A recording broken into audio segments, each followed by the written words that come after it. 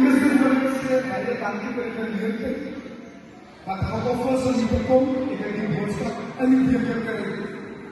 En is 'n baie groot eer om voor my mense te staan, en Keizerrivier.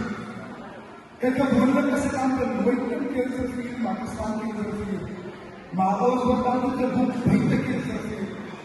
So om al die kinders te sien in die groot mense vandag, is 'n baie groot nodig. En ek is blij die groot mense ken nie. Deur die kontent wat ek had, so dat maak jy maar kontent op die internet.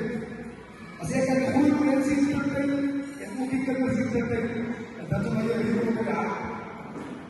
So ek het baie vroeg in die gestaan, en ek waar die Christus ontmoet vandag. En ek kom nog nie die dames en dames wat ek hier baie kredit, maar ek vraag. Ik word via Marisha baie dankie sê vir die geleentheid om hier te wees. Maar kom ons in die dag, die oggend ek gesaan, ons weet ons altyd vir die jaar Kersfeestyd. Ja, soos ons almal weet, in die community waar ons is, gebeur baie mense gevoel. Ons sien maar altyd die hele geleentheid, die polisbakkies en ambulance wat inkom. Iets soos die, is baie wat ons kinders nodig het. En van my opdeling is dit dat as om jou vroeg.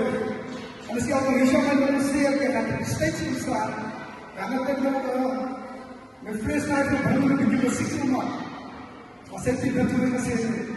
Maar wil ek baie dankie sê, vir allemaal wat opgekom het, die Baleaardes, die kinders, geniet die dag.